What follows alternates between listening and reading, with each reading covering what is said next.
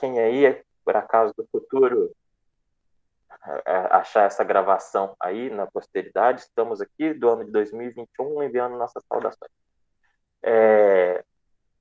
Aqui a gente vai fazer uma análise sobre o filme O Aviador, e é importante enfatizar, pelo menos eu vou falar na análise que eu vou fazer do personagem, é sobre o filme, tá, gente? Não é uma análise sobre o Howard Hughes em si, baseada em nenhuma biografia nem nada dele, mas sim no filme. E aí é importante a gente considerar que o Howard, ele em si nunca se submeteu a um tratamento, ele não se submeteu a uma terapia, ele não se submeteu a nada para que a gente tenha uma visão, seja clínica, seja o que for, de um especialista dele. Tudo que a gente vai falar aqui em relação ao filme é coletado de gente que conviveu com ele, né? Aquela construção ali são registros de jornais, registros de, de TV, de matérias e pessoas que conviveram com ele. Então, o que a gente tem é uma construção de um personagem que vem a partir das lembranças e recortes de outras pessoas, tá? É só para deixar enfatizado isso. Não é como se a gente tivesse pegado uma autobiografia onde ele tivesse escrito sobre as coisas que ele passou. São coisas que vêm da fala de outras pessoas. Dito isso, é interessante fazer aí uma menção, né? O Homem de Ferro, que é tão famoso ultimamente, nos últimos tempos, ele é inspirado no Howard Hughes, esse personagem do DiCaprio, essa figura aí extremamente o gênio playboy, milionário e filantropo, que o Homem de Ferro fala lá nos primeiros Vingadores, é exatamente o que foi o Howard Hughes na vida. Inclusive lá nos Vingadores, dentro da história, o pai do Tony Stark chama Howard e ele ganha dinheiro, né, ele enriquece fazendo armas por exército durante a guerra, que é exatamente o que é colocado no filme. Aí, então, fica essa curiosidade que um dos personagens mais famosos do cinema atualmente é inspirado nesse personagem desse filme aí. A, o Aviador, esse filme foi lançado em 2004 e é um roteiro do John Logan. O John Logan fez o filme O Gladiador, né? Maximus Décimo Terceiro, aí quem assistiu o filme sabe o quão grandioso é esse filme, é um épico também. E o John Logan, ele iria dirigir esse filme, porém, ele teve alguns problemas. Ele está ajeitando minha câmera aqui. Ele teve alguns problemas de tempo, de agenda, e não pôde fazer. Vamos dizer, ele apenas deu dinheiro para fazer o filme, né? Ali custou 110 milhões, ele injetou um dinheirinho dele ali. Ele não pôde fazer o filme e o Leonardo DiCaprio que encomendou esse roteiro. O Leonardo DiCaprio queria fazer esse personagem. O Leonardo DiCaprio tem aí um fascínio pelo Hughes e encomendou esse roteiro. Só que o John Logan, no fim das contas, queria dirigir, não pôde dirigir. E ele falou assim: vamos contratar alguém aí que seja mais ou menos, né? Um diretor. Vamos pegar alguém iniciante, que o povo não conhece muito, né? Vamos dar uma chance aí para um cara que tá começando. E chamaram o Martin Scorsese, né? Que acho que não preciso nem falar, né, coisa do Martin Scorsese, porque é um cara monstruoso dentro do cinema, considerado aí o segundo, ou dependendo de quem faz a análise, o primeiro ou o segundo maior diretor vivo aí do cinema. E o Martin Scorsese, ele pega esse filme e é onde ele desenvolve ali, para quem costuma acompanhar cinema, só que a partir daí ele e o DiCaprio desenvolvem uma paixão incrível, assim, né? Porque quase todos os filmes do Scorsese na sequência, como A Ilha do Medo e alguns outros, vem o Leonardo DiCaprio como o ator principal. E fazendo um julgamento técnico, é um filme, por ser um filme do Scorsese, é um filme fraco em questão técnica. Sabe que se fosse um filme de Scorsese desde o começo, ele não fosse um diretor contratado, mas ele viesse desde o começo, seria provavelmente um filme muito mais caprichado. É um ótimo filme, tá? Ele foi indicado a 11 Oscars e ele ganhou 5. Melhor atriz coadjuvante, né, para a Cate Blanchett, que faz a Kate Hepburn. Melhor edição, melhor fotografia, melhor direção de arte e melhor figurino. Ele é um filme grandioso, ganhou vários e vários prêmios. Em orçamento, ele custou 110 milhões, como eu disse. Se vocês lembrarem que no filme o Hughes é criticado por gastar 2 milhões em fazer o Anjos do Inferno, né, que falava que era um orçamento absurdo, tudo aquilo que ele estava colocando, o cara gastando 2 milhões de dólares para fazer um filme, e esse filme que conta a história sobre ele gastou 110 milhões. E arrecadou 213 milhões, o que para cinema não é considerado tanto, assim, ele só dobrou o próprio orçamento, basicamente, é bem mediano. Mas agora, entrando aí dentro da questão do personagem em si, a gente tem a cena inicial com a mãe dele dando aquele banho nele na banheira, e embora a gente possa fazer uma análise externa dela, de fatos históricos, dentro do filme não é possível falar que ela tenha qualquer transtorno, que aquele comportamento dela, né, de falar com o filho que ele tem que tomar cuidado, que ele está em perigo, tudo aquilo não pode ser considerado um comportamento fora do normal, porque aquele surto de cólera foi assustador, assim, na época.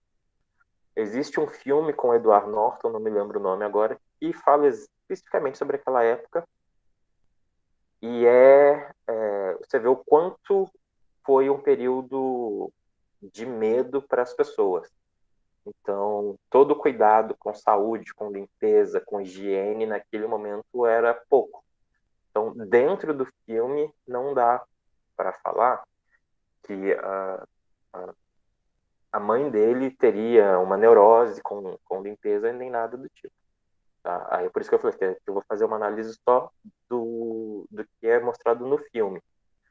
Então, a partir daquele ponto ali, daquela cena inicial que vem meio para justificar isso, mas no qual a gente não consegue fazer essa avaliação dela, ele já joga para o Leonardo DiCaprio ali com uns 20 anos, né, 19, 20 anos, onde ele está rodando o filme Anjos do Inferno, que é considerado aí um dos maiores filmes de todos os tempos, tá? Ele conseguiu ocupar o lugar dele na história que ele queria tanto, né, ser um dos maiores produtores de filme. Aquele filme é considerado um dos maiores filmes de todos os tempos, um dos filmes que merecem ser vistos. E só receber aqui alguém que está pedindo para participar. E então ali é para mostrar o quanto ele era obcecado, o quanto ele era perfeccionista, o quanto ele era dado a excentricidades. E já se começa ali, bem quando ele contrata o Noah, né, que o Noah entra, já se mostra que ele já estava desenvolvendo uma leve surdez. Quem reparar que o Noah fala um negócio com ele, ele faz uma coisa assim para ouvir melhor. Essa questão da surdez é abordada bem rapidamente depois, e a gente não sabe o quanto isso realmente foi diagnosticado ou não, ou a causa disso ou não, porque como vocês repararam, ali o filme abrange 20 anos e em 20 anos ele não vai no médico nenhuma vez. Pelo menos no filme ele não vai no médico nenhuma vez, ele não toma um remédio, ele não faz nada para cuidar da própria saúde. Não sei se quem assistiu o filme reparou nessa coisa. Inclusive a própria higiene pessoal dele é horrível, né? Que ele vai desenvolver aquela coisa de lavar as mãos, mas ele usa um tênis extremamente sujo. Ele usa basicamente as mesmas roupas dias seguidos. O tênis dele, inclusive, a Eva Gardner reclama. fala assim, eu tenho que ficar aguentando você com esses tênis imundos. E realmente ele pede um tênis branco, quando ele queima as roupas lá depois, ele pede 2 pares de tênis branco, e você vê o quanto aquele tênis fica absurdamente sujo depois que mostra ele dançando. O tênis ele tá quase preto de tanta sujeira. O que é curioso dentro do diagnóstico aí que a gente pode traçar posteriormente. O filme ele trabalha muito na questão de ceder e tomar poder. Talvez a Renata entre mais nesse assunto depois, porque ele cede controle e toma o controle. Ele vive nessa coisa. Com Noah, ele chega e fala assim: é você que vai administrar o meu dinheiro. E ele dá todo o controle da empresa dele nas mãos de um cara que ele não conhecia. É assim, a primeira vez que ele sai com a Kate Blanchett, ele entrega o manche do avião para ela pilotar, sendo que eu nunca tinha pilotado um avião na vida. Ele é um cara extremamente irresponsável e que cede o controle muito facilmente, né? Na cena ali com o Juan, dono da Panam, que eles estão conversando sobre futuros protótipos, ele simplesmente diz qual é o plano dele, diz que ele vai fazer tal rota e é onde se desenvolve grande parte do problema. Ou seja, ele vai entregando o controle. E aí, isso dentro do filme, né, a gente não sabe como as coisas aconteceram na vida real, mas dentro do filme é também um simbolismo sobre o quanto ele vai abrindo mão do controle da própria vida, né, na parte da neurose que ele vai desenvolvendo. Ele cede o controle diversas vezes para depois se tornar agressivo com essas próprias pessoas que ele cedeu o controle. Ele se torna agressivo com a Kate, mas é muito interessante que às vezes em que ele se torna agressivo ou reativo, são vezes em que ele é chamado ou de júnior, ou de criança, ou de infantil. Tratam ele com inferioridade, ele reage com uma agressividade. E se vocês, caso tenham interesse em reassistir, é um filme longo, né, 2 horas e 47, mas todas as vezes em que ele age com agressividade, onde ele impõe opinião, são momentos onde ele foi chamado de júnior, ou de garoto, ou quando a Kate fala que ele esperava que você agisse como um adulto, e ele se torna agressivo com ela. Ele tem essa resposta quando ele é inferiorizado. Também é curioso, assim, dentro do coisa do filme, na verdade o filme não aborda isso, apenas insinua, mas a Kate, ela desenvolveu um quadro de demência posterior. Ela mesma comenta algumas vezes, né, a gente consegue perceber ali em alguns momentos dela o quanto ela é uma pessoa em um ambiente, ela é outra pessoa em outro ambiente, ela é outra pessoa em outro ambiente. E isso é bem sutil na cena onde eles conversam pela última vez, cada um do lado da porta, em que aquela luz vermelha que incide ali sobre ele, né, que simboliza onde ele chega num limite, aquela luz que não deveria estar acesa do lado de fora, está acesa do lado de fora, incidindo sobre ela. Ela também fica num quadro de extremo vermelho. Né? Primeira vez que eu vi, achei curioso, depois que eu fui perceber que ali mostra não só ele, mas também ela tá num sinal de alerta, digamos assim. Posteriormente, ela não volta no filme, não se fala mais nada sobre ela, mas há registros de que ela desenvolveu demência, mas ela viveu bastante tempo ainda. E além desse vermelho, o filme, como eu falei, dessas vezes em que ele se torna agressivo e onde ele vai entrando numa, né, nas neuras, nas neuras, há muito uso de verde. Pessoas, inclusive, que se tornam perigo para ele, como o Juan, o ambiente onde o Juan trabalha, a sala do Juan é quase toda verde, são tons de verde. Quando o Juan entra para conversar com ele lá no Coconut, atrás dele é um plano todo de verde. Então, quando ele vai no banheiro lavar a mão depois daquilo, o banheiro é todo verde. Quando ele entra no meio da multidão para prestar depoimentos, há uma luz esverdeada. Então, o verde trabalha ali como esse momento onde ele está engatilhado, digamos assim. Ele entra naquele modo em que ele tenta não mostrar para as pessoas o que está se passando com ele, mas é o modo do filme falar para a gente que ele está tentando esconder alguma coisa, mas que algo está acontecendo. Então, há outros fatores aí relacionando com a questão dos germes, né, que ele diz para Kate lá atrás.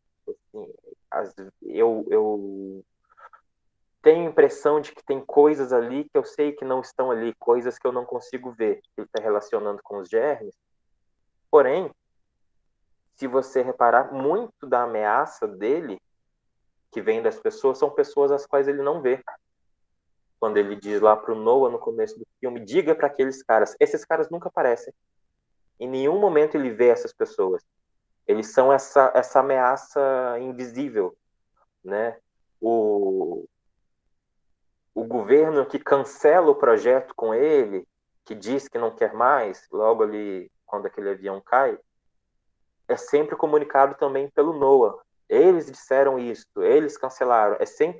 Há uma comunicação, há sempre um grupo de pessoas as quais a gente não vê.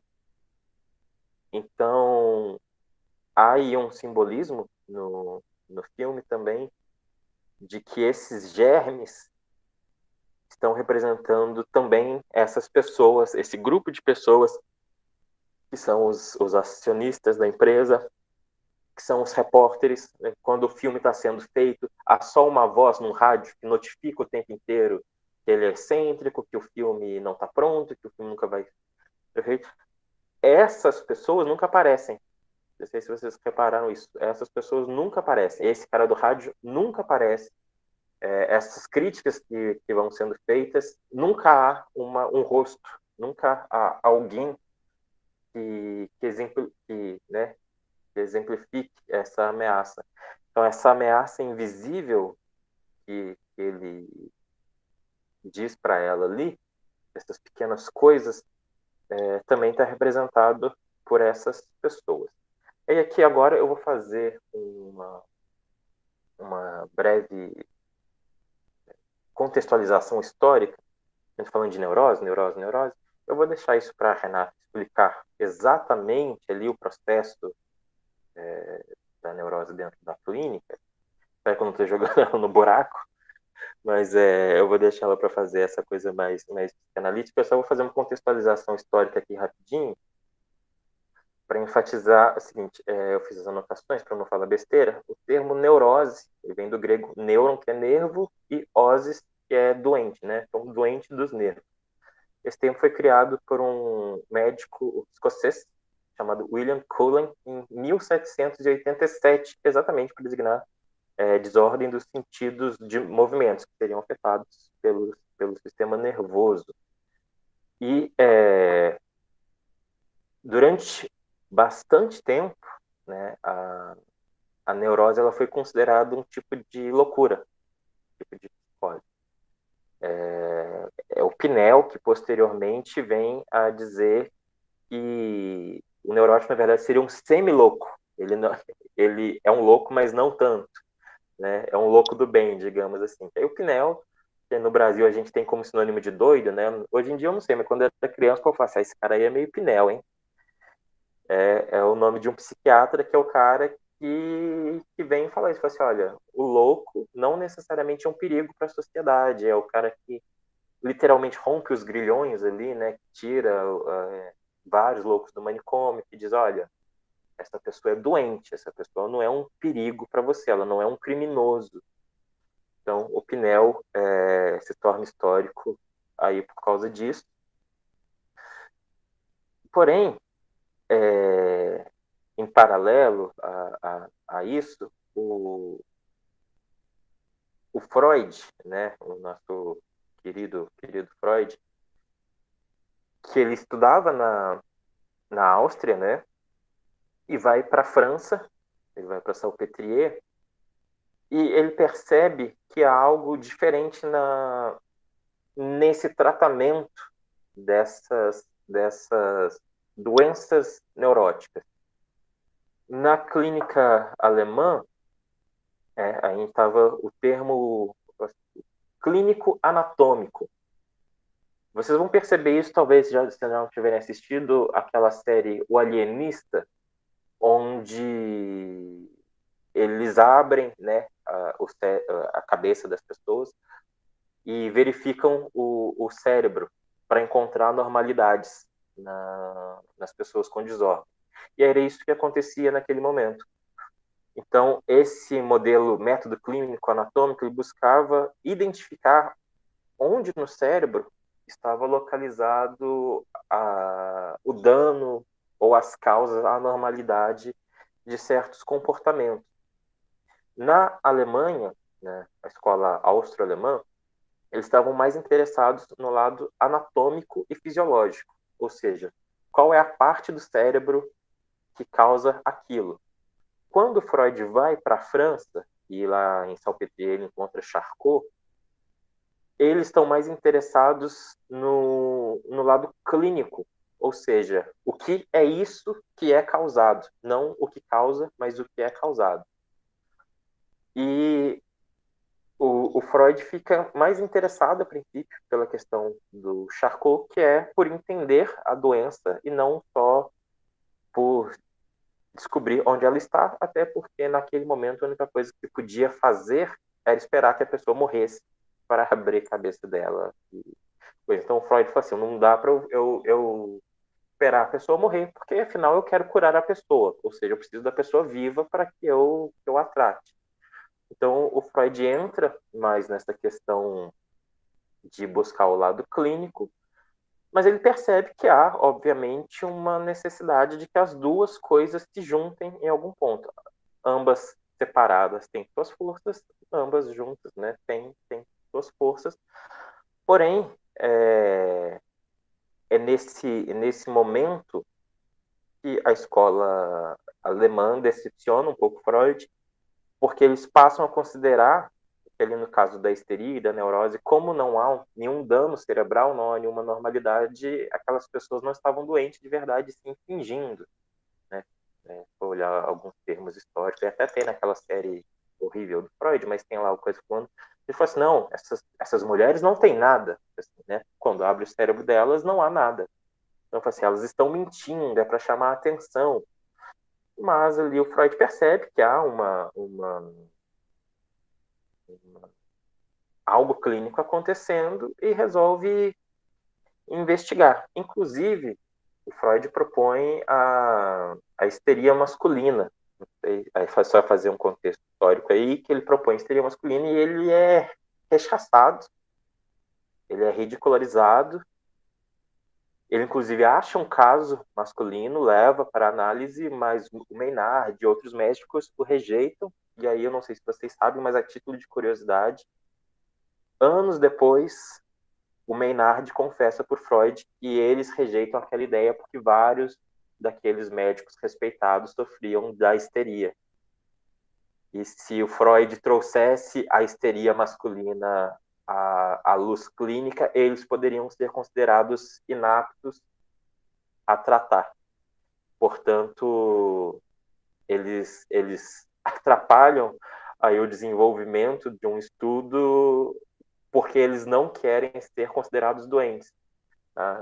Eu não lembro onde eu li isso. Eu li isso esses dias. Eu não sabia até desse fato.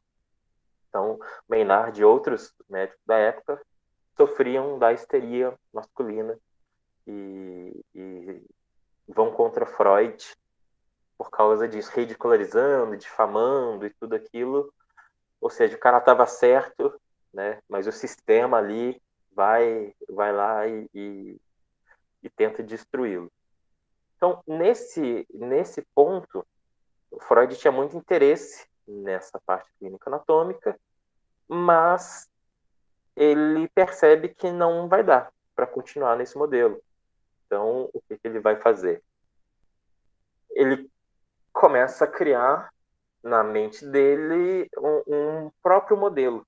né, ele vai perceber, então, que as funções psicológicas, elas são processos dinâmicos, ele chama, né, processos dinâmicos complexos, que não tem uma origem fixa, ou seja, não existe um único ponto no cérebro que é responsável por uma coisa.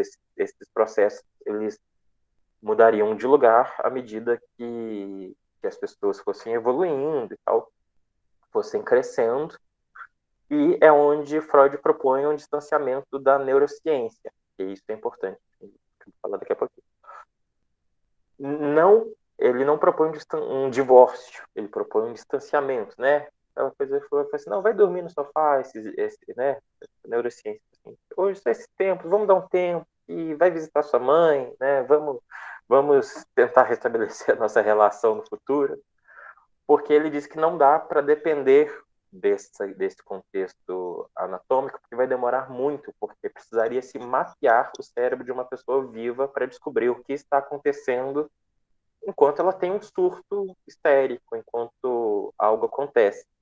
Portanto, Freud propõe esse distanciamento da neurociência como temporário, até que a neurociência seja capaz de mapear o cérebro para que depois deixa eu aceitar. Para que posteriormente, no futuro, pudesse se integrar de novo essas duas áreas do saber. Então, a partir daí, Freud fala assim, ok, não dá para a gente depender do contexto clínico-anatômico, e nem dá para depender do contexto clínico francês. E o que o Freud faz? Ele fala assim, né, no auge da sua, não humildade, mas da sua genialidade, a gente pode comparar até o Freud com o Hughes, né? Ele rompe com todo o saber da época e fala assim, não, eu vou fazer do meu jeito. Freud cria a sua própria metapsicologia, né? Freudiana, ele cria a sua própria seu próprio coisas, né? O seu próprio saber, a própria nosologia, onde ele vai pegar os termos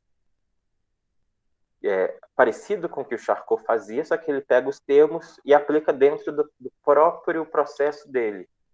Então, o que a neurose era até então para a medicina passa a não ser o que a neurose é para a psicanálise. Freud vai, então, desenvolver a sua própria terminologia, não, seu próprio significado em cima do que a pessoa traz. Então, Freud define, saindo da área fisiológica, define a neurose como uma separação do afeto, né? Afeto, aquilo que me afeta. Então, é uma separação do afeto. E essa separação causa alguma reação na pessoa. Esse afeto, ele se desliga da ideia original, né? O que a gente chamaria de normalidade. Ele se desliga dessa ideia de um pensamento e se move para um outro local, né? Então, essa coisa que afeta uma ideia se desloca para afetar outra coisa. E nisso aí o Freud divide isso em três pontos. A histeria, onde esse afeto se desloca para o corpo, né? Ele tem uma conversão no corpo. Ele se desloca para um objeto, onde a pessoa desenvolve um medo, criando daí a fobia. E também a neurose obsessiva, onde se desloca para uma ideia substituta à ideia original, né? Então, considerada como não mais uma doença dos nervos, mas como uma doença do pensamento, né? Onde o pensar sobre o fato faz com que ocorra uma suposição de que o fato ocorrerá, né? Isso, no filme, por exemplo, quando ele pensa em germes, faz com que ele ache que os germes estão ali e essa ideia se torna obsessiva. E para essa ideia obsessiva, o Freud diz que há sempre uma resposta compulsória, né? Então, o transtorno obsessivo compulsivo que a gente chama hoje, o Freud chamava de neurose obsessiva como uma resposta compulsória. Caso eu pense em germes, imagino os germes, logo a minha resposta compulsória é lavar as mãos. Ou, no caso do Hughes, ele que vai havendo um distanciamento cada vez maior da realidade dele, considerando que ele não rompe com a realidade, né? Ele não fica totalmente louco, ele tem noção do que está acontecendo, mas ele ainda assim ele não tem 100% do controle. Inclusive, trazendo aqui uma menção, Freud foi médico, tá? Então, assim, o saber dele não vem de qualquer lugar. Ele traz um saber teórico. Freud foi considerado um excelente médico da época. Até hoje existem neurocientistas, existem médicos, neurologistas que dizem que o conhecimento de Freud na época era absurdo. O tanto de inteligência que ele possuía, o tanto de saber que ele consegue juntar era monstruoso. As analogias que ele faz são coisas de um gênio. E aí, fazendo um paralelo a um outro médico, que o próprio Freud também considerava um gênio, que é o Jung, ele traz uma ideia muito parecida com a do Freud, ou seja, tem dois médicos considerados gênios por pessoas da época, considerados gênios por pessoas de hoje, que traz uma ideia muito parecida com a do Freud. E Jung coloca a neurose como uma desunião consigo mesmo. Né? Tem essa divisão do afeto para Freud, parecido com essa ideia do Jung. Essa desunião consigo mesmo, onde, para Jung, algo aflora parcialmente do inconsciente, vindo em parte para o consciente, né? E essa força que vem do inconsciente, ela é oposta por uma força do consciente de mesmo potencial, que aí seria uma doença que estagna a pessoa não se move. A gente repara isso ali no Hughes quando ele passa semanas dentro do quarto, né? Ele não, a doença nem progride e nem retrocede, ele fica naquela repetição incessante de atos. Né? O Jung fala que nesse caso, um símbolo inconsciente é interpretado de uma forma extremamente particular, que é o que causa a neurose, e a pessoa percebe que aquele pensamento não é próprio dela. É por isso que ela se opõe àquele pensamento. Né? Não é como o psicótico que vai assumir aquele pensamento como realidade e viver a sua fantasia. O neurótico ele se opõe àquele pensamento tentando cancelá-lo. Então o Jung considera aí a neurose como uma tentativa fracassada de cura do si mesmo. E aí por que eu estou falando dessas questões neurológicas e tal? Porque hoje a ciência trata não mais como neurose, mas como transtorno, como causa unicamente do sistema neural, como uma coisa fisiológica, e abstém aí o sujeito da, da equação, né? Vão tratar apenas sintomas. E tanto para Freud, quanto para Jung, quanto para diversos outros, inclusive para o Eric Kandel, que é neurocientista, ganhador de prêmio Nobel, isso está errado. A pessoa tem que ser colocada dentro da equação. Assim como no Brasil a gente tem o Guido, não me lembro o sobrenome agora. Guido, ele é um psiquiatra famoso, psiquiatra forense, em que ele trata de psicóticos, e onde ele diz que não dá para só ir nos sintomas, você tem que saber o que leva né, o que é essa coisa que aflora na pessoa. Que Freud relacionava como uma religião, né? A pessoa desenvolveu uma religião própria, onde ela tinha os próprios símbolos, as próprias leis, as próprias proibições e os próprios atos expiatórios. Então, isso se desenvolve naquela repetição de atos ali do próprio Hughes, né? Ele tem que pegar a coisa com uma mão, né? Abrir a garrafa com uma mão, destampar com a outra mão, colocar a tampa no bolso com determinada mão. Ele cria, Renato mandou aqui, Guido Palomba, isso, Guido é Guido. Eu gosto muito do. Nem sei se ainda está vivo, mas é um velhinho muito, muito simpático. Guido Palomba. Que ele fala essa coisa que rompe-se com a realidade. Porém, a necessidade de saber o que faz com que essa pessoa rompa com a realidade. O que faz com que essa pessoa desenvolva essa ideia? né? Então, tanto o Guido quanto o Eric Kandel, né, ganhador de prêmio Nobel, a Roudinesco, o Freud, Jung, Lacan, a gente perdeu há pouco tempo Caligares, todos eles falavam assim, olha, remédio, ok, tem a sua importância, mas qual é a história dessa pessoa, né? Em muitos casos, a resposta vai estar no próprio problema, não é só o sintoma. Qual é a história dessa pessoa? Qual é a causa do sofrimento dessa pessoa? Então, eu vou deixar levantei diversas perguntas aqui, né? E agora eu abro mão de respondê-las e vou passar para a Renata. Vou deixar ela aí nessa sinuca de bico para falar sobre a psicanálise e essa busca por respostas, né? Esse método investigativo que vai que permeia tudo que a gente está fazendo aqui hoje. Então, Renato, espero não ter te jogado numa sinuca de bico, a gente não combinou isso, A mas gente não combinou nada, na verdade, a não ser que todos deveriam assistir o filme antes, pois né? é. E aí Eu passo para você vou. e depois a gente abre aqui para todo mundo debater. Certo. Então, Eu vou pegar no tentarei ao microfone. máximo não ultrapassar nosso horário limite, que é meio-dia, né? Em respeito a todos que se comprometeram com esse tempo. Eu vou me apresentar, embora muitos já me conheçam, mas porque, como vai ficar gravado, às vezes algumas pessoas vão assistir depois, outros ainda não me conhecem.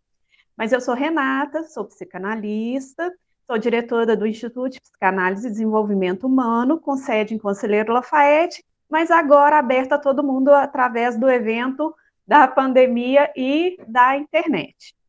Então, quem tiver interesse em seguir nossas redes sociais, na verdade, se vocês chegaram até aqui, vocês conhecem já nossas redes sociais, mas depois o Júlio poderia, por gentileza, colocar nos comentários ali o Instagram, o nosso site, para ficar aí para a posteridade, né? Gostaria de dizer também que o meu lugar de fala são as minhas observações através das teorias psicanalíticas, como o Júlio bem falou. Então, eu não vou, e vou me atentar, assim como ele, somente ao que foi mostrado no filme. Então, antes, né, eu gostaria de fazer, antes de chegar exatamente no aviador, rapidamente, vou fazer algumas considerações iniciais. É, Tem um psicanalista, Félix Guattari, que ele dizia que o cinema é o divã do pobre. E a história da psicanálise e do cinema, elas vão se entrelaçando, inclusive historicamente, porque surgem no mesmo período. Então, enquanto ali o Robert Hughes, ele lutava pelo cinema e por popularizar o cinema, o Freud estava ali na sua luta para popularizar a psicanálise. Por que eu estou fazendo assim como o Júlio intercâmbio entre os dois? Porque eles terão em suas personalidades muitas coisas, vamos dizer assim, em comum. Serem visionários, a obstinação, às vezes o não ouvir simbólico daquele que diz isso está errado, isso não vai dar certo, espera aí, vem cá, essa sua ideia é maluca. Então, tem essas questões aí em comum. O cinema, né, ele se transforma ali numa gigantesca máquina, digamos ali, de modelar a libido social. Enquanto que a psicanálise, por contraponto, ela nunca foi mais do que uma coisa mais artesanal, né? Mais reservada a seletas elites, através das sociedades psicanalíticas, dos institutos, e até mesmo do valor mesmo das análises. Então, é como se fosse quase que uma sociedade secreta e seleta, ao passo que o cinema ele está ali aberto a todos. Então, eu acho que essa oportunidade de globalização aí online para a psicanálise, ela é muito importante, porque a internet ela está nos dando voz, ela está nos aproximando aí do cinema e da televisão. Em que outra situação, se não online, teríamos a oportunidade de ter pessoas de outros estados, de outras cidades, participando hoje desse evento. Então, eu acho que é uma oportunidade. Eu acho que é assim como o Freud, assim como o Rios, eu gosto de ver a situação de, digamos assim, algo que poderia ser ruim como uma oportunidade, dentro de um pensamento até otimista e talvez também um pouco obsessivo na minha transmissão da psicanálise, né? Então,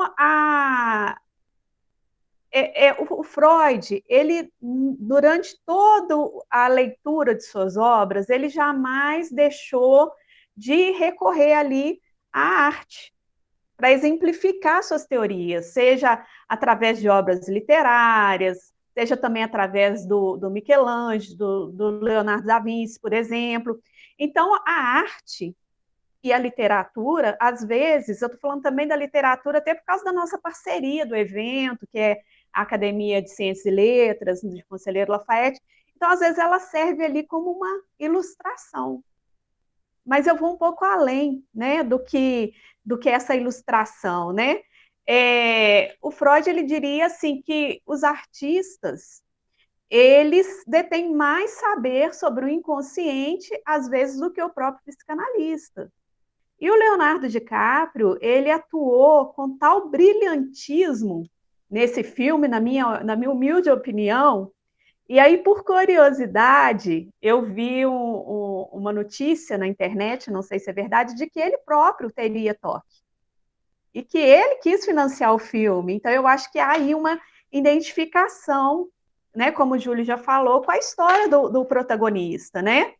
É, tem uma outra psicanalista muito famosa, que é a Lou André Salomé.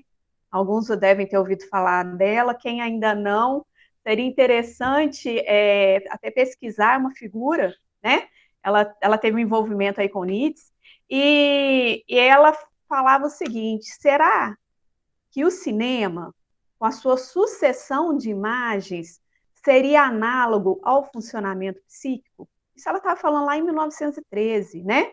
Então, ela parece prever que o cinema acabaria ali sendo um domínio cultural, né? Privilegiado para refletir sobre o sujeito e a nossa constituição psíquica. Então, tem um autor, que é o Glenn Gebhard, desculpa se minha pronúncia estiver errada, tá? Que ele vai nos dizer, assim, de algumas formas de utilizar o cinema na prática psicanalítica.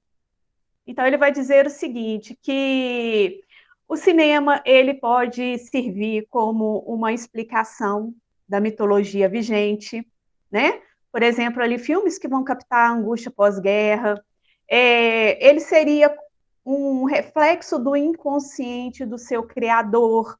Então, por exemplo, o Hitchcock com suas obras de franca hostilidade contra a mulher, né? Biografias, como é o caso aí desse filme, né? É como uma expressão simbólica de um momento específico do desenvolvimento psíquico. Então, ali a gente pode pensar, né? Não vou ficar citando para não tomar tanto tempo, como aplicação do trabalho do sonho ao filme, né? Para detectar ali, por exemplo, mecanismos de defesa, de deslocamento, de condensação, análise da condição do espectador, ou seja, o que aquele filme causa nele? O que aquilo ali está dizendo de algo que está ali nas profundezas do inconsciente daquela pessoa, e às vezes a imagem do filme vai trazer à tona, né? Apropriações de conceitos psicanalíticos pelo próprio filme. Então, a gente tem, por exemplo, ali aquele Um Método Perigoso, que está falando um pouco da história da psicanálise, né? E o que nós estamos fazendo aqui hoje, que é a análise de um personagem, né? E a compreensão dos seus motivos mais secretos, ou a compreensão da função por ele exercida, para compreender algum distúrbio ou alguma doença, né? E eu gosto muito, inclusive, às vezes, de usar filmes aí complementando as ideias de Garbage, às vezes como uma ferramenta auxiliar mesmo nos atendimentos, né? Às vezes incitando ali superar uma resistência ou até emergir mesmo no cliente uma situação ali de aceitação de alguma vivência. Estou falando rápido, gente, mas é porque eu só queria fazer isso mesmo como uma introdução da importância do cinema por esse ser o nosso primeiro encontro, para agora poder finalmente, pronto, chegar no aviador, né? Então, o Júlio já nos apresentou aí, né, que isso aí é um recorte de uma parte da vida do Howard, né, Hughes, né, e que nós vamos nos atentar somente ao que se passa mesmo no filme, então eu não vou me prolongar nisso. Eu percebi, nas minhas observações, que a figura paterna, ela fica muito sem referência. Então, a primeira ordem que ele dá aos funcionários dele é que parem de chamá-lo de Júnior. Ou seja, como se ele quisesse fazer ali uma ruptura mesmo com aquele legado deixado pela figura paterna, que lhe deixa uma grande herança, pelo que pode ser compreendido no filme, né? Isso dentro da psicanálise, esse quase que ali um desmentido da lei, né, do pai, essa falta da figura e ao mesmo tempo uma ruptura com essa figura, ela já vai nos dando pistas, muitas pistas a respeito dessa pessoa que está nos sendo apresentada, né? Em nenhum momento do filme eu consegui perceber nele uma busca ali por um substituto a essa função faltante. O Noah, ele contrata, ele tenta por várias vezes indiretamente assumir essa função ali, dando conselhos, tentando colocá-lo ali dentro de algum trilho da lei, mas ele sempre corta. Ele sempre faz um corte, ele sempre está tentando. Qualquer um que tenta fazer uma figura paterna, me pareceu ali que ele tenta cortar essa figura, né? Então, como aqui eu penso que nós estamos construindo, eu não estou aqui para afirmar, eu estou aqui para causar realmente inquietações, críticas, raciocínios, curiosidades, né? Não quero chegar, não acho que chego a nenhuma conclusão aqui, a não ser junto com vocês. Então, fica aí a minha primeira pergunta: quem é este pai? Né? Como que ele cumpriu a sua função? Essa função foi... Porque até então dá a entender que esse pai foi casado com a mãe dele, mas ele nunca aparece. Então foi ali uma função ausente? Então, se foi, como que ficou ali o desenrolar, talvez, do complexo de Édipo? Né? Eu talvez esteja falando uma linguagem muito psicanalítica, mas eu vou tentar simplificar aqui as minhas falas também, né? A primeira cena que o Júlio falou tão bem ali, né, da mãe dando banho, aquilo me chamou muita atenção e eu quero retornar um pouco nessa cena. Me pareceu ali um menino ali de 10, talvez 11 anos, por aí, seria essa faixa etária. Então não havia nenhuma necessidade física, sendo que ele é uma pessoa sem nenhuma deficiência, de que a mãe estivesse dando banho nele. Então, aquilo ali me veio um certo erotismo, a princípio, uma certa sensualidade naquele banho, né? E aí depois ela vem com um discurso que ela apresenta a ele o mundo lá fora como um lugar inseguro. Ela afirma no discurso dela: você não está seguro. E soletra a palavra quarentena e faz com que ele também soletre essa palavra. E aí ela vai fazendo referência ao cólera, ao tifo, do quanto é perigoso o mundo lá fora. Então, me vem ali uma inquietação. Ele não estaria realmente salvo da epidemia, ou o maior perigo para ele seria ali uma mãe devoradora e a ausência do corte da figura paterna. Então, fica ali para mim essa inquietação, né?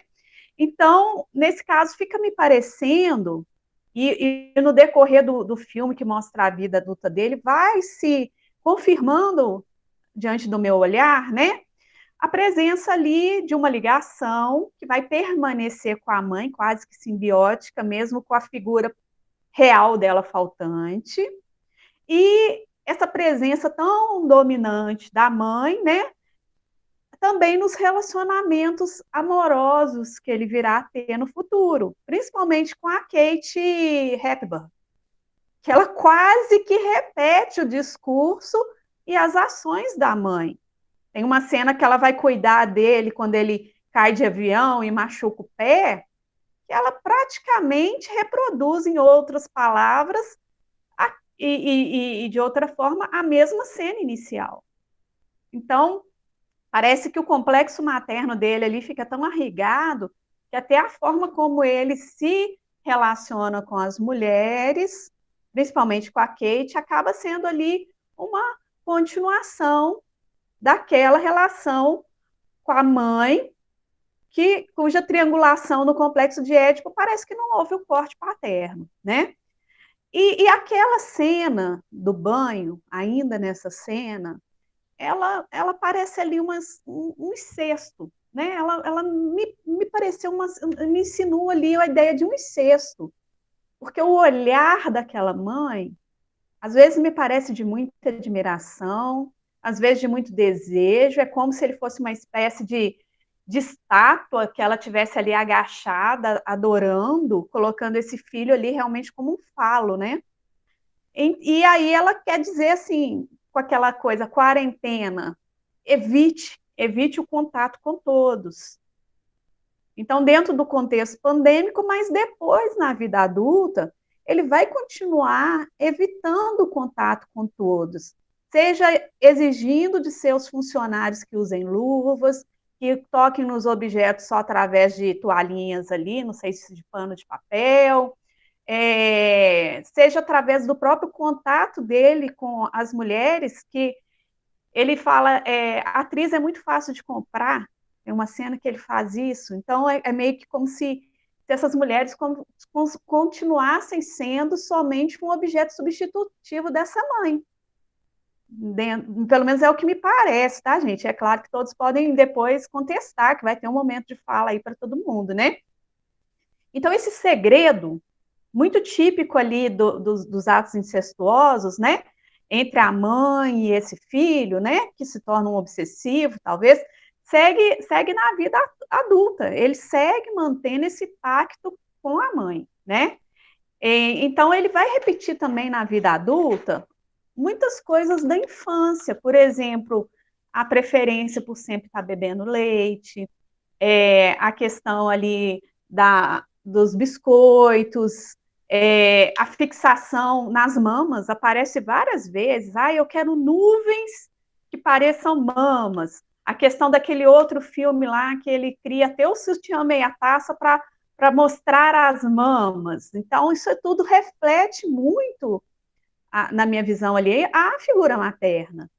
Ele mantém a mesma saboneteira usada pela mãe sempre no bolso. É como se aquilo ali, em qualquer emergência, ele pudesse quase que regredir ao momento que ele se sentia seguro perto dessa mãe, né? Ele nunca retorna à cidade natal, porque parece que ficou fixado ali como um lugar extremamente perigoso, que ele pudesse estar ali ainda sujeito a ser contaminado, né? Na verdade, ele continua sujeito a ser contaminado o tempo todo na fantasia dele, né? Então, esse filho dessa mãe tão fálica, né? Ele acaba criando, me pareceu, um superego bem exigente, né? E aí eu já falei da repetição com a Kathleen, mas em relação a Kathleen, porque me pareceu ser um dos relacionamentos mais emblemáticos dele aí na história, me pareceu que ali havia o quê? Um casamento entre um neurótico obsessivo e uma histérica. Eu, pelo menos, não vou entrar muito nessa personagem, mas em vários momentos eu vi traços nela ali da histeria. E a forma que ela tinha ali de se aproximar e fazer parte e até controlá-lo era através de um espelhamento do comportamento dele com a limpeza. Eu não acho que ela tinha também essa questão ali da limpeza, mas eu acho que muito mais por uma questão de controle, muito mais uma questão de uma mulher fálica dominar, né? E, diante disso, então, eu fico pensando no qual, se fosse fazermos um prognóstico, qual seria? Aí eu levantei algumas hipóteses, né? Estaríamos ali diante de um caso de neurose obsessiva, que hoje poderíamos até colocar como transtorno obsessivo compulsivo, um toque. Por que, que é uma tentação muito grande a gente ficar nesse ponto?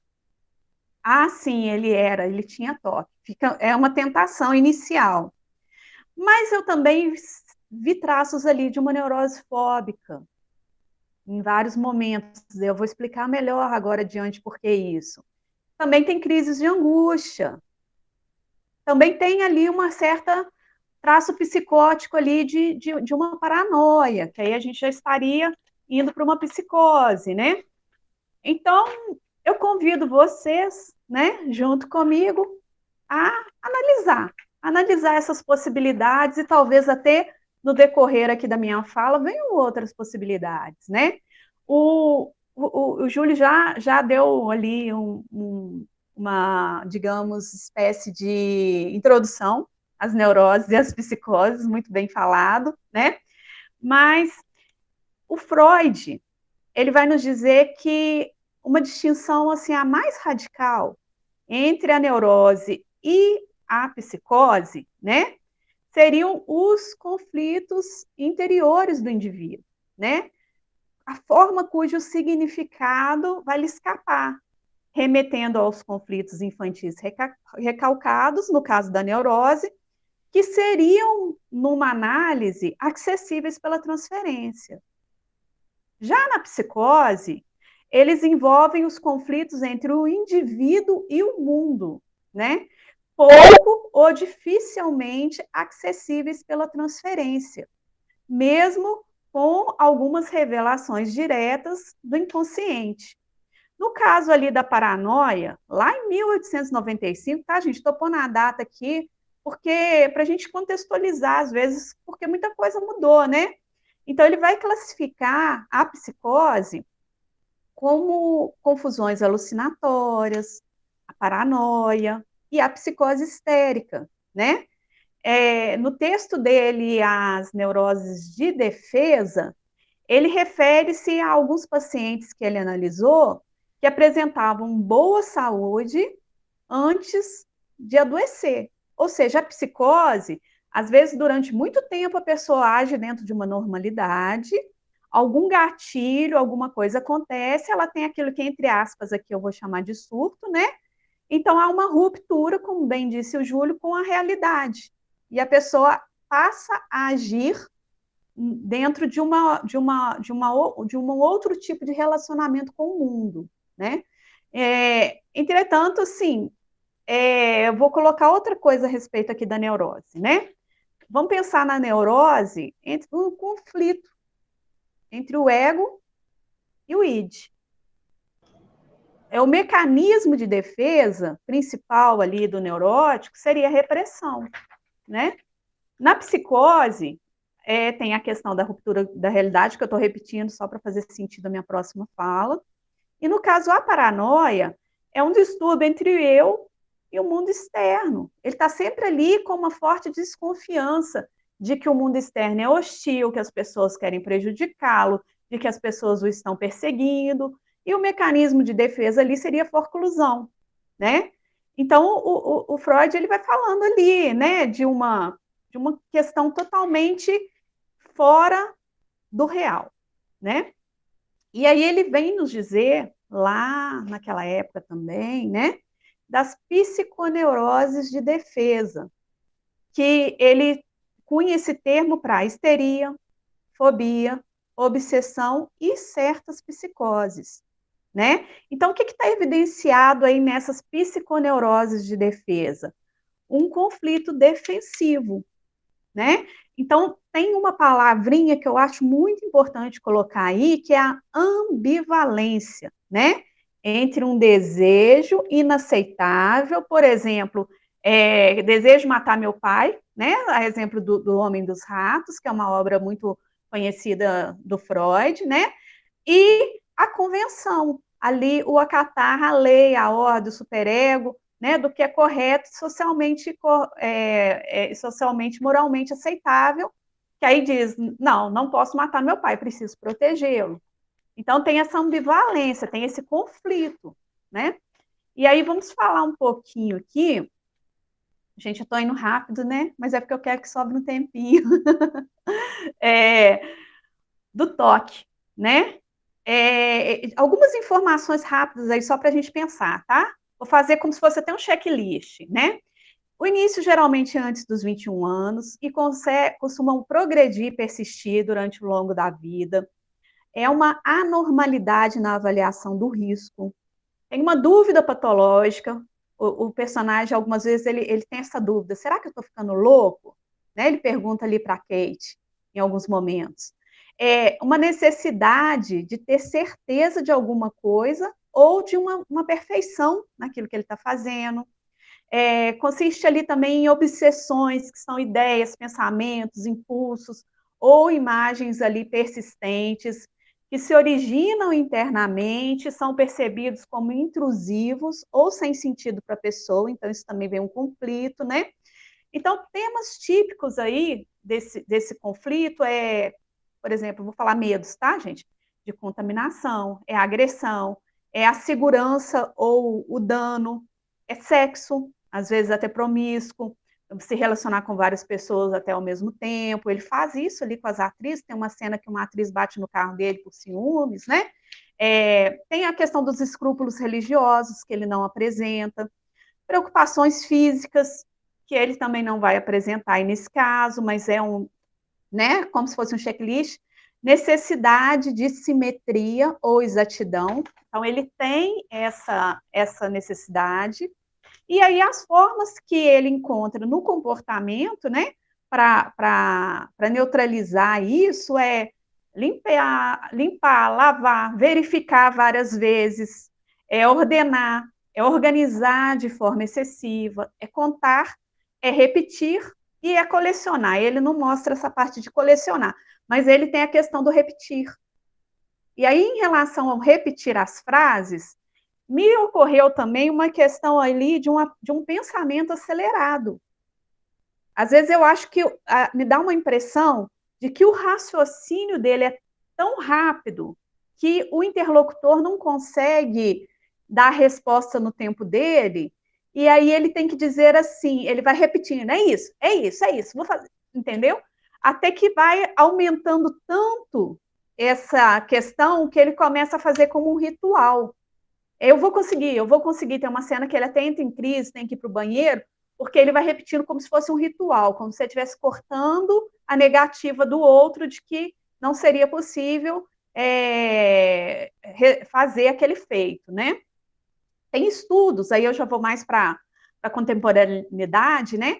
Que tem estudos de que familiares, né? Ou seja, estudos genéticos, que no caso do TOC, né? Do transtorno obsessivo compulsivo, encontra uma prevalência maior em parentes de primeiro grau. E aí eu acho que a mãe dele mostra, sim, alguns sinais ali do TOC também, de alguma forma muito sutil no filme, né? Tem outras características aí, que são a economia. Então, no caso dele, em relação ao projeto, ele não faz economia nenhuma, muito pelo contrário, ele parece ser extremamente gastador. Mas em relação aos gastos pessoais, ou seja, com eles mesmos, são gastos muito modestos, pelo que mostra no filme. Então, ele mostra essa ideia da economia, né? E o caso aí Aí ele tem ali episódios, né, da invasão do pânico, de alguns rituais, tentativas de controle. Não há ruptura com a realidade, né? E ele sempre está se mostrando ali um sujeito desejante, obstinado, detalhista e perfeccionista, né?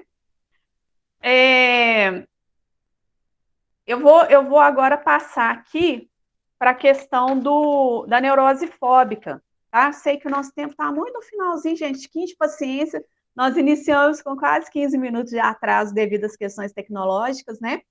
Então, na neurose fóbica, o Freud vai falar categoricamente que existe um núcleo de histeria de conversão e que por trás ali das neuroses, né, em geral, há uma histeria infantil. O compromisso mais simples entre impulso de defesa consiste na angústia. Então, entra aí a palavra angústia, e ele demonstra em várias cenas essa angústia, né? Ao passo que a razão da angústia se reprime. Então, no caso da fobia, a pessoa não tem consciência do que é a razão concreta dele estar fazendo aquele ato fóbico. Então, é interessante a gente perceber, por exemplo, hoje, na pandemia, às vezes as pessoas estão apavoradas, elas estão tendo crises de pânico, mas conscientemente elas não conseguem associar isso ao medo de morrer causado pela pandemia. É um exemplo, né, para contribuir aí no nosso raciocínio aqui. Então, o ego, ele quer advertir ali uma falha, né? E então se produz o ataque da neurose fóbica.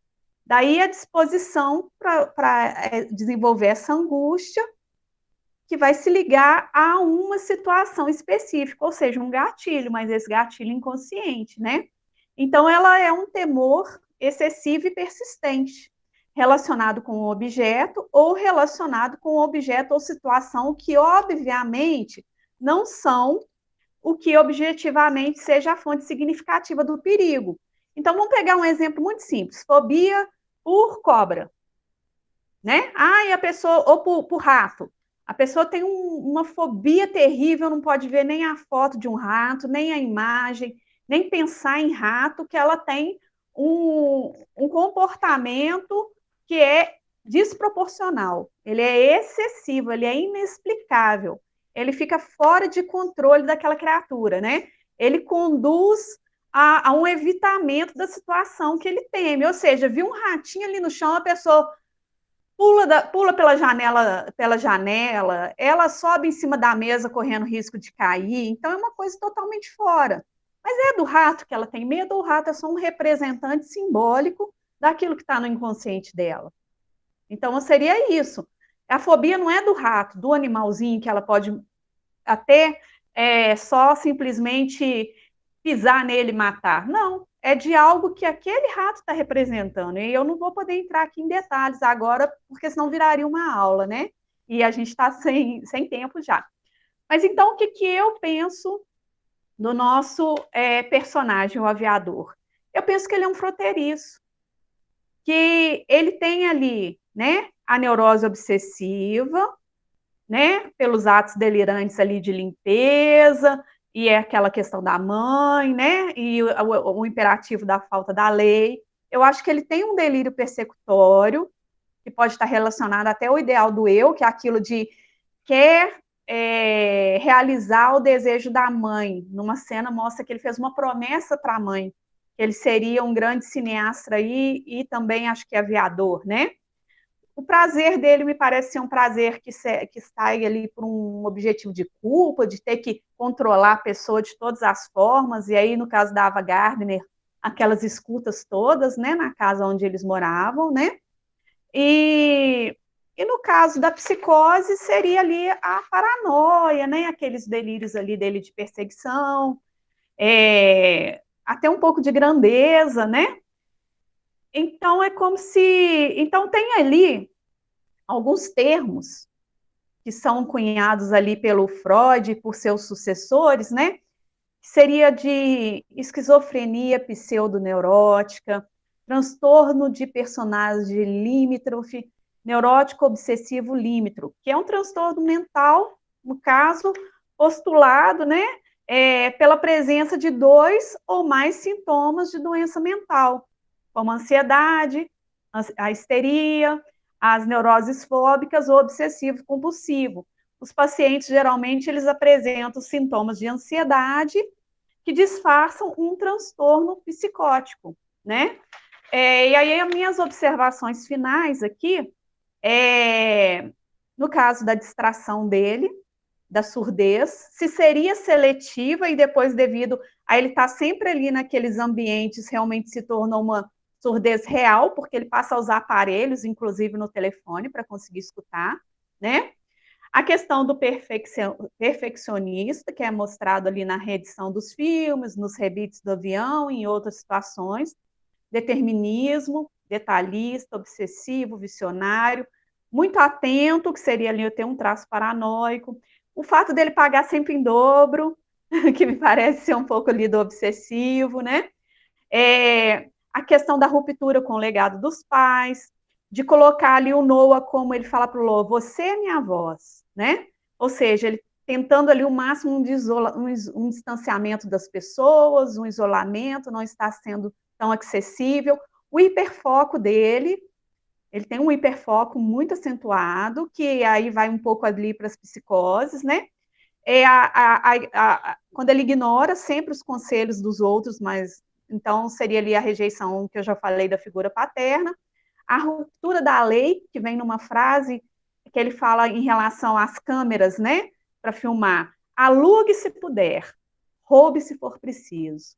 E aí tem aí também um traço da obstinação.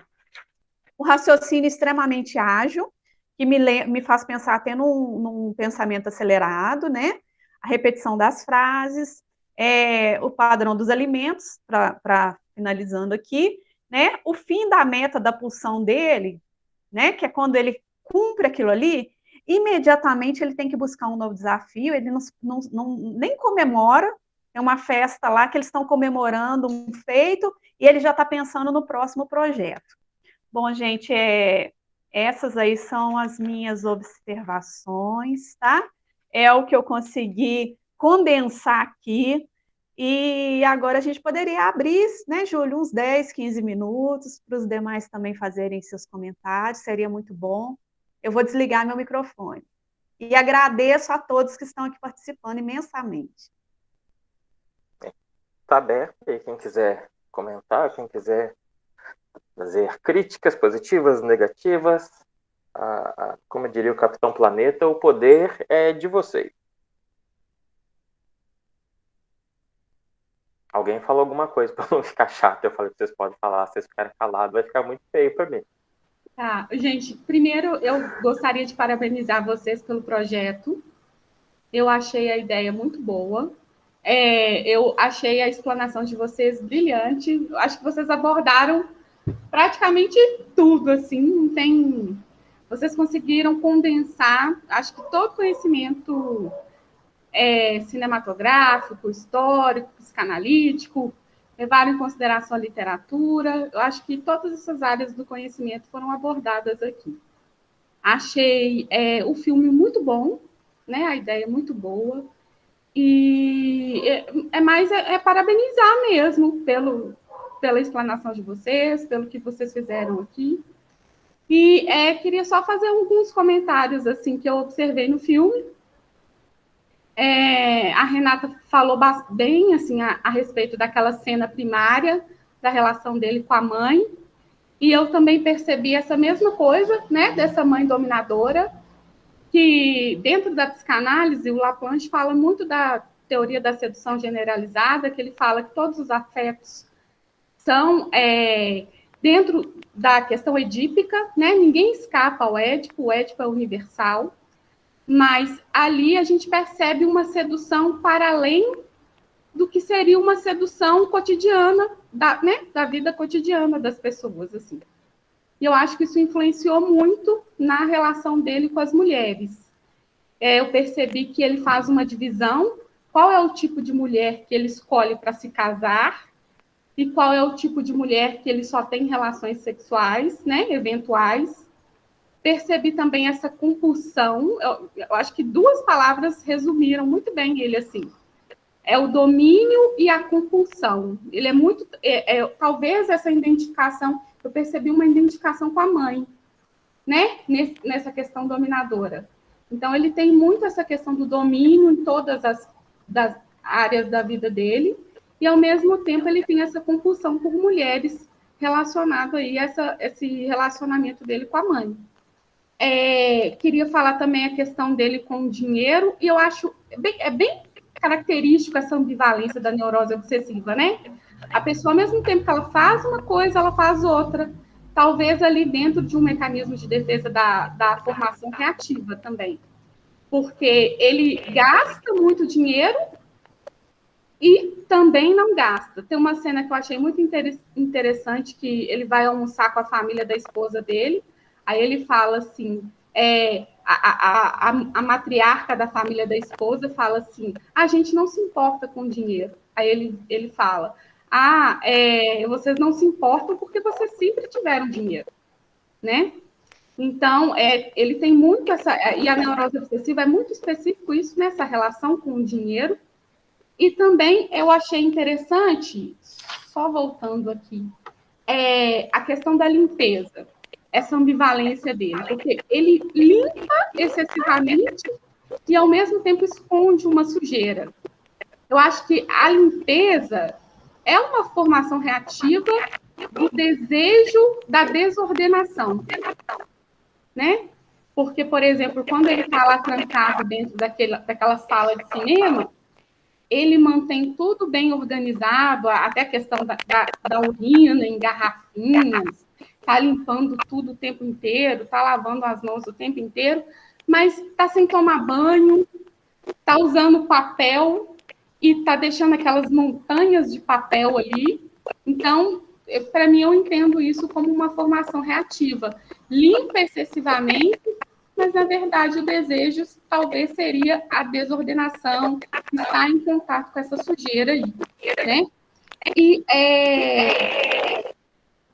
Mas, dentro dessa perspectiva, assim, né, que eu percebi essa formação reativa dele. Achei um personagem bem interessante. A Renata comentou da questão fronteiriça. Dentro da visão laplanchiana, a neurose obsessiva, ela é fronteiriça. É muito difícil você separar a neurose obsessiva, por exemplo, da estrutura perversa, porque seria fronteiriço, mas ele também tem características psicóticas também, de associar, por exemplo, assim, ele tem um pensamento, e esse pensamento já automaticamente já vira um desejo, ele tem que reprimir. Por exemplo, quando ele está na cena em que ele está no cinema, ele convida alguém para ir, aí ele chega lá, ele fala, eu não quero que você entre, porque eu estou com medo de você ficar doente também. Aí ele já fica, não quero que você fique doente, não quero que você fique doente. Ele vai repetindo isso várias vezes, como uma defesa do pensamento que ele entende enquanto desejo. É mais isso que eu queria comentar. Obrigada, viu, gente? Muito bem. Rafael, que levantou a mão também. Quero agradecer a Daiane pelas considerações também brilhantes, viu, Daiane? Não é à toa que você está aqui junto com a gente no IPDH. Eu queria agradecer a Daiane porque uma boa parte do meu entendimento aí que eu falei na parte histórica da Rodinha Escopo foi ela que me passou o livro que tinha nada a ver com o filme, né? Mas a sincronicidade. Obrigado, Daiane. Foi um grande agregador. Ô, gente, na verdade eu apertei o botão sem querer, mas gostaria de agradecer pelo convite, parabenizar vocês pelo projeto, super interessante. Eu não tenho tanta bagagem técnica para compartilhar e não lembro muito do filme, pois não assisti esses dias. Mas eu me comprometo a assistir novamente e fazendo um paralelo com tudo que foi dito hoje. Estou inserindo agora nesse meio da psicanálise, aprendendo mais, conhecendo mais. E depois eu dou um outro parecer numa próxima reunião. E no mais é isso mesmo. Só agradecer mesmo pelo convite e pela experiência.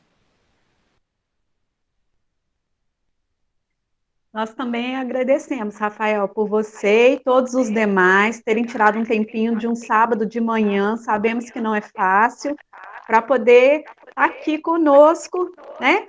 Construindo. Na verdade, nós estamos aqui só construindo um senso crítico, um saber. Então, agradeço imensamente. Renata, tá me ouvindo? Júlia, eu te ouço, mas seu microfone está chiando muito, viu? Deixa eu conferir aí. Melhorou? Tá com o telefone, não. Mas vocês conseguem entender o que eu estou falando? Já pensou ter falado aquele tempo todo sem ter ouvido nada, só com corpo? Mas é que você fez, a Daiane também que vai poder confirmar, ela tem uma memória muito melhor que a minha. Mas você fez uma coisa que você falou assim, dele ser neurótico, se envolve com a Kate, que é histérica. Há uma frase, se não me engano, do Freud, que um neurótico se casa com uma histérica e tem um filho fóbico. Não lembro se é do Freud, daí é a minha memória mais... É do Freud mesmo, daí, né? Essa colocação.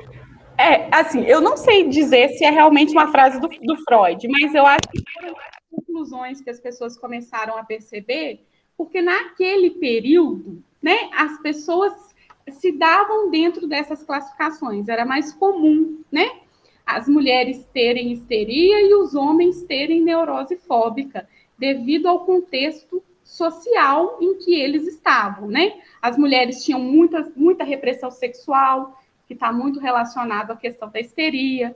Os homens ainda estavam dentro desse perfil de ter que atender essa idealização narcísica, que também está relacionada com a neurose obsessiva, mas eu acho que era mais um contexto histórico do período.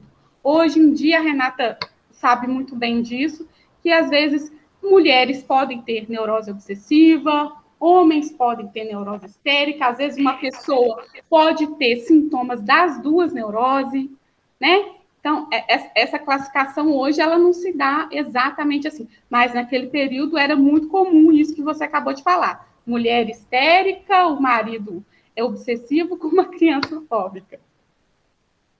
Deve ser uma maravilha as festas de fim de ano, né, dessa família. Gente, lembrando que hoje, no nosso contexto atual, usar máscara, passar álcool gel, lavar as mãos, tirar sapato para entrar em casa, não é fobia, é juízo, é bom juízo, né? Eu acho que o sintoma aí está naqueles que ainda estão na negação. Mas aí essa conversa fica para um outro bate-papo, né?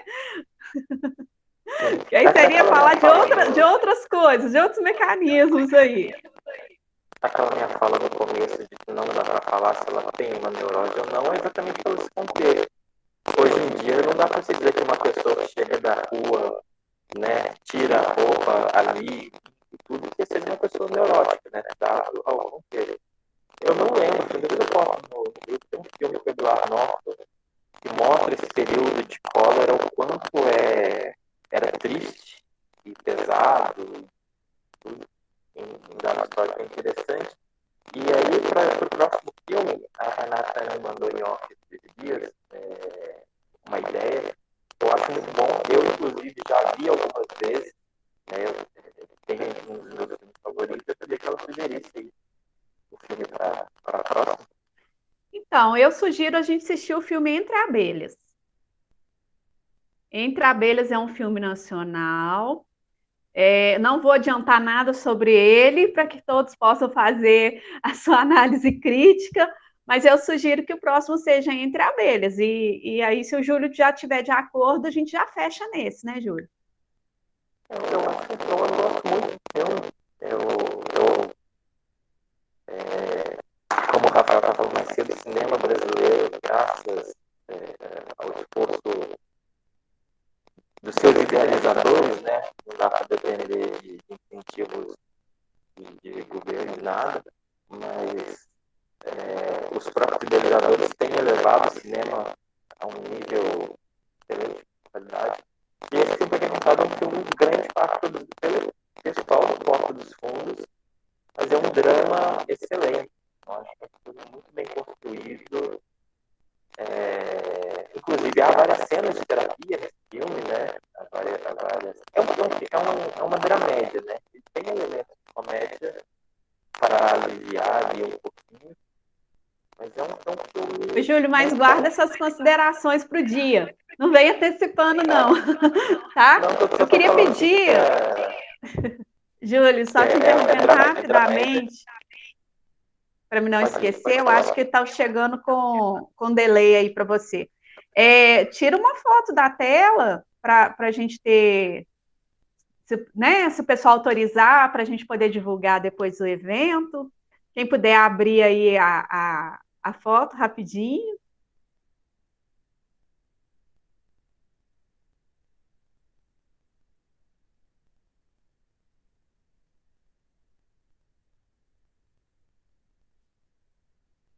Não estamos te ouvindo, viu, Júlio?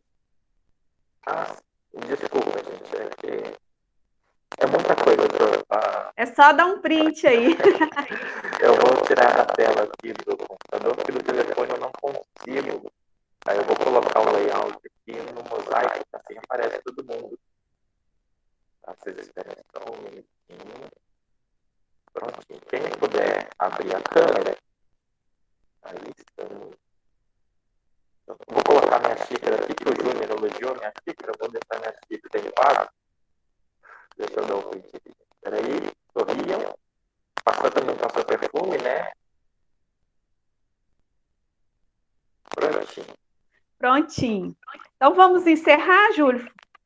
Vamos agradecer a todo mundo, né? Desculpa aí o leve atraso. Vai estar no YouTube.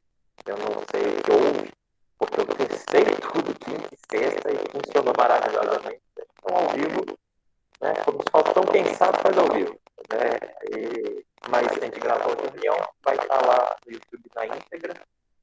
E agradecer a todos novamente. E eu vou tentar achar o link para assistir o filme online, tá, gente? Eu não sei se na Netflix, talvez seja mais difícil, mas a gente acha que o filme disponibiliza lá no grupo. Aí um olá pro Aide, que chegou atrasado. O Aide, que é um dos idealizadores aí do projeto. E ele tá com a cara muito séria. Acho que ele tá nem ouvindo o que eu tô falando. Ele tá com a cara de bravo, acho que ele tá com raiva. Não, essa última parte não ouvi, não. Seu microfone está chiando. Desculpa. Mas aí, a gente vai colocar ali no grupo e vamos usando o grupo ao longo dos dias para comentar sobre outras coisas também de audiovisual. Tem muita coisa interessante. Aí, obrigado a todos. Até a próxima. Excelente almoço e final de semana para todo mundo. Tchauzinho, pessoal. Bom final de semana.